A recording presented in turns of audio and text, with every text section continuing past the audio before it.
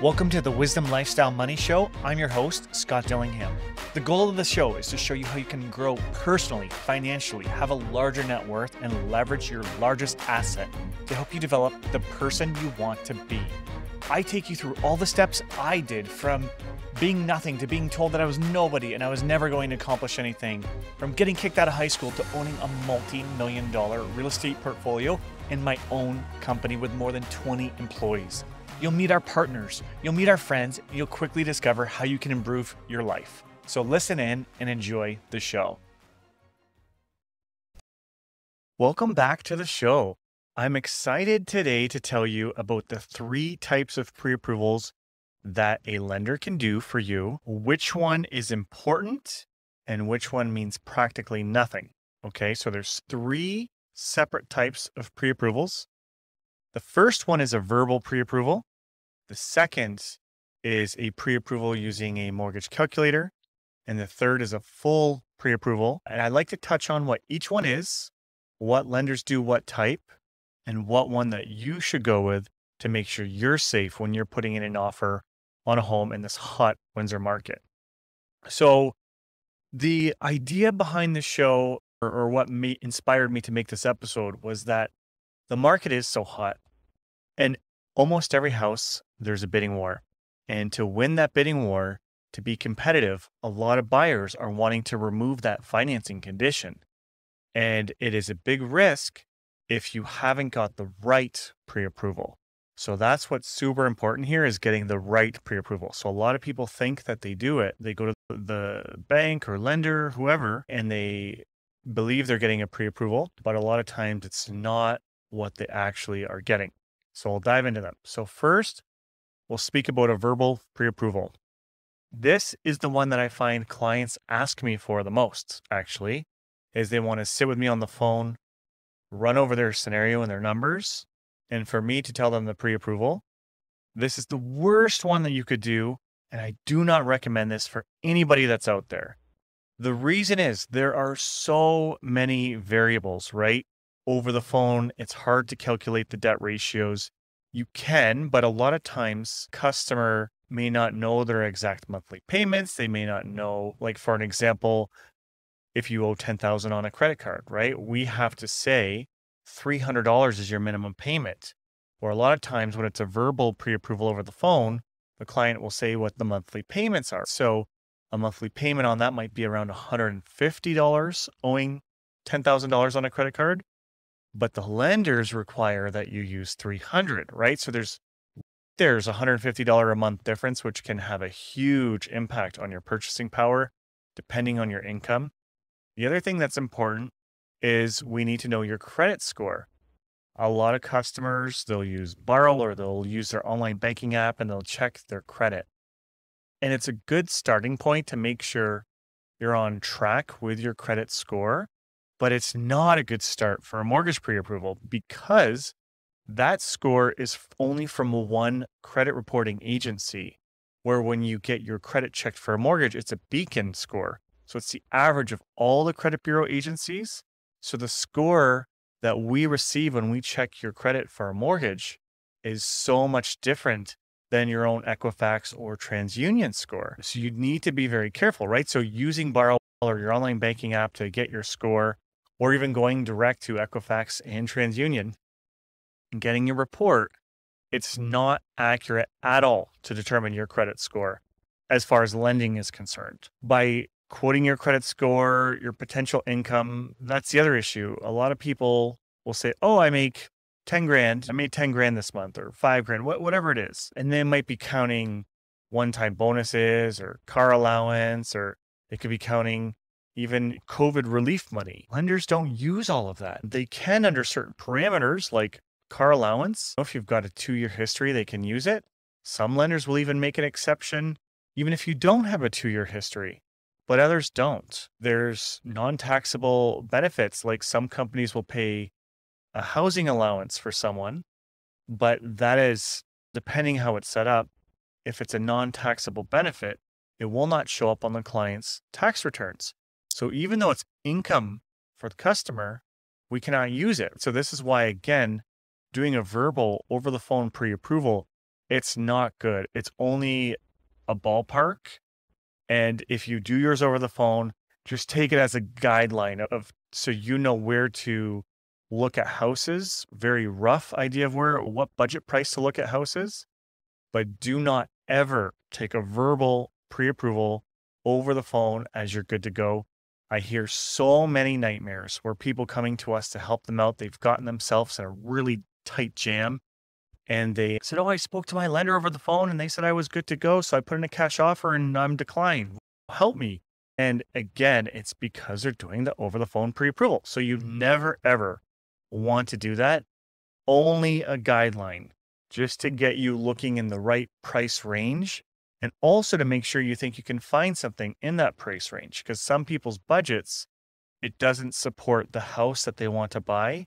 So then that's a sign that maybe now is not the time to buy, or you've got to add another family member or cosigner to your application to increase it. So it's super important to know the ballpark. But again, you don't want to take that as it means you can put in a cash offer. Now, the second type of pre-approval is done with a mortgage calculator, oftentimes in office with a lender, or it's also called and considered a rate hold pre-approval. So most lenders, when you go in for a pre-approval, it's actually a rate hold that you're getting. If you get a piece of paper, right? So I'm referring to only if you get a piece of paper from them that says you're approved up to this much, here's your rate. It's actually a rate hold. And if you read the document, it says no approval implied. It's just a rate hold. So it actually says they're just locking in that rate for you. So it has its benefits. The good thing is that you've went to the lender. You've probably brought in some paperwork. Hopefully, if you haven't, right, it's like a verbal pre-approval again, because then you're quoting to the lender what your income and expenses are. And again, not all lenders take all income, and expenses are calculated differently depending on the lender. Going into a bank with verbal information is still the same thing as doing a verbal over the phone. It really means nothing. So what happens at these lenders, and it's not banks, it's not mortgage brokers, it's everybody combined. Okay. So I don't want you guys to think I'm picking on one lender or not. It doesn't matter what lender. If you're going in with a verbal for pre-approval, the only thing I'm going to say 9.5 to 10 times out of 10 that they're giving you is a rate hold. So what the rate hold does though, is it locks in your rate for between 90 to 120 days, depending on the lender. So that guarantees you if the rates go up, you're going to have that lower rate. So it is a good thing to do the pre-approval. Now, obviously bringing in your income documents is ideal because the lender will look at that and determine what they can and cannot use. And then from that, they'll input that into the pre-approval. But more often than not, what happens when you go into a lender and you speak with them is they're doing the verbal, they're inputting it into the calculator and spitting out a pre-approval. So these pre-approvals, unless you've given income documents up front, they really do not mean much either. Okay, they're not worth anything. Truest and safest way, which I'm going to touch on in a minute, but best way for any borrower, regardless of any lender they're working with, bring in your paperwork. Okay, let the lender see it. They will be able to determine what they can or cannot use, which is super important for your protection. Now, I do have to take a quick pause, and then when I come back, I'm going to speak to you about a fully underwritten approval, what that means, and how it protects you. Welcome back. So before the quick pause there, I was speaking about the third and best pre-approval type, which is the fully underwritten pre-approval.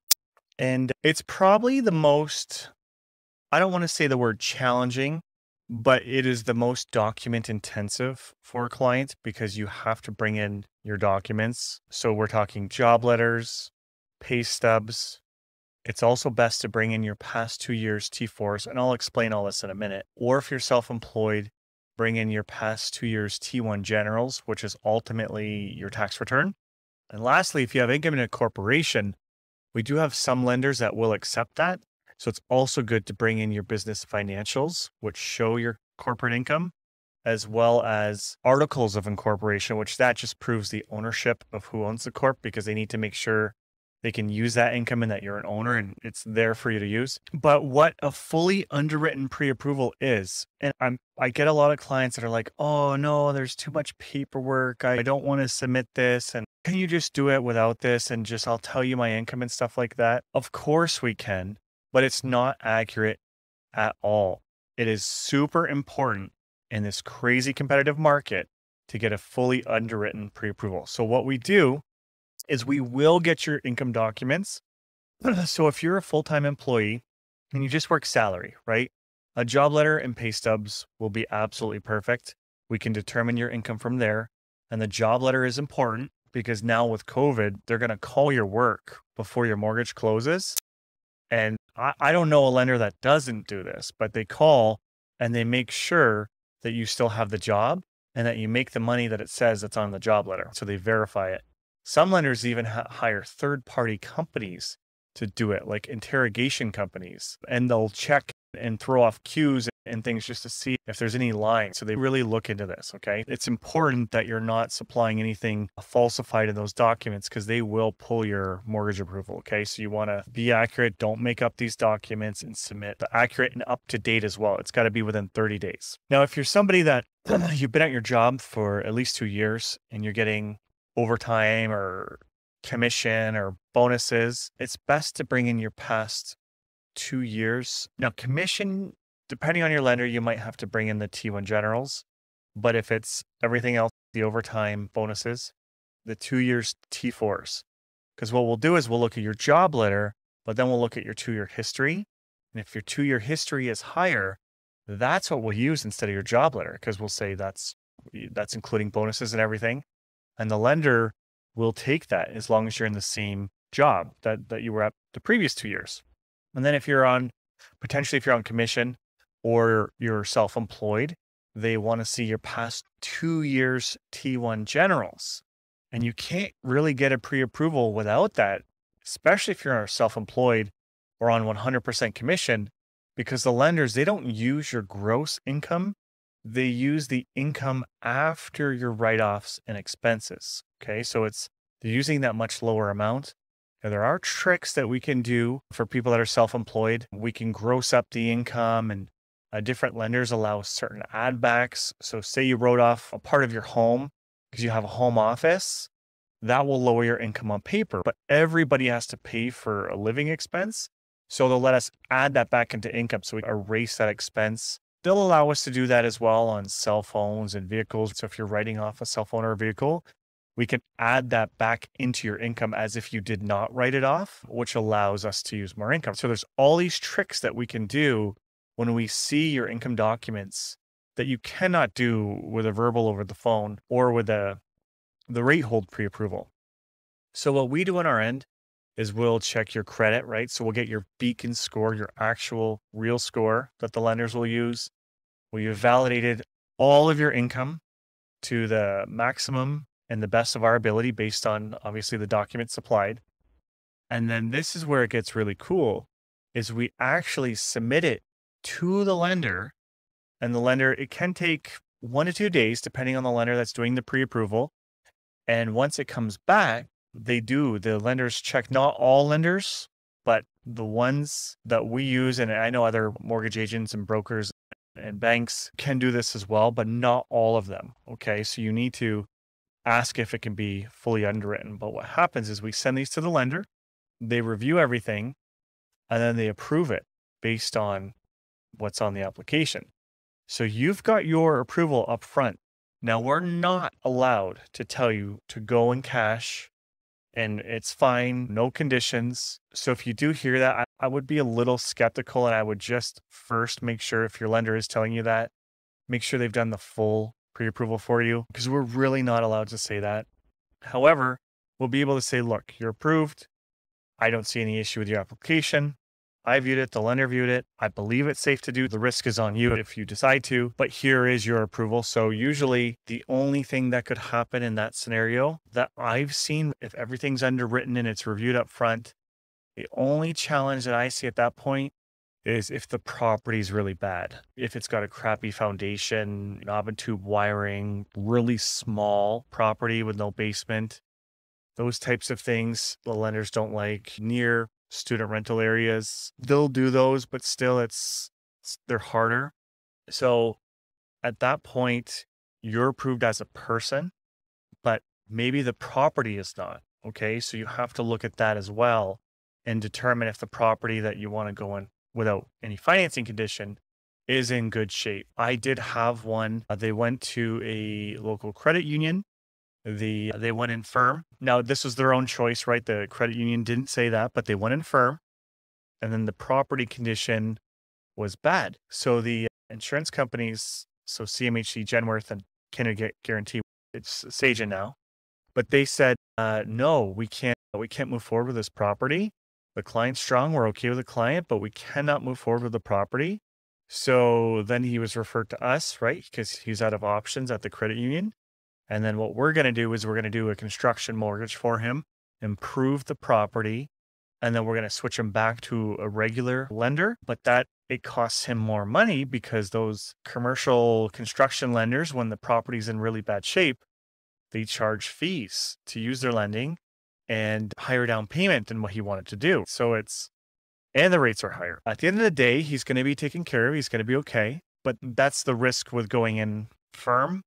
Once you have your fully underwritten approval, it's usually property risk. The other risk is if you don't supply the documents and a person submits the pre-approval based on your verbal, what you're telling them, because some clients, they do push us and they're like, no, we're not sending in any documents. We just want you to approve this. It does happen. We're not going to say no, but we heavily advise against it, because what happens is when we see the documents and it becomes a live application, we uncover discrepancies, which could cause you to be from approved to declined. So you want to be very careful. However, to protect yourself, you want to do the fully underwritten approval. So before you go with your lender, ask them if it gets fully underwritten. If they say no, let me know. I know a guy. We can figure this out for you. But I would encourage you to do that to protect yourself. Again, it's a little more legwork because you're going to have to collect the documents. And I know that's a sore point for everybody that applies for a mortgage, is collecting the documents. I know it's a pain, but if it protects you and your family, also locks in the rates when you're getting approved up front, then you're good to go. Also, with the fully underwritten approvals, you could be declined, right? The lender could decline you, but they'll tell you the reasons, right? So it's from the source. It's not from the person you're speaking to at the lender. It's from the source, the underwriter. So they'll tell you exactly what you need to do to qualify. Where if you're just doing a verbal, someone's going to make suggestions. It's not as accurate as hearing it from the lender, because the lender knows the rules best. So I look forward to chatting with you again next time. Thanks so much for tuning into the show. And if you have any questions or you are looking for a mortgage pre-approval, check us out at LendCity.ca. You can apply right online, or you can give us a call at 519-960-0370. Looking forward to chatting. If you're serious about real estate investing and you want to take it to the next level with the least amount of time and mistakes, then you're going to want to sign up for our Real Estate Investor Hub. Visit CanadianRealEstateNetwork.com and hit the blue button or banner that says Free Investor Resources. Inside, you'll have access to real estate investing courses, networking opportunities, webinars featuring industry professionals, as well as dedicated chat channels to share and get access to unique properties. I look forward to seeing you there.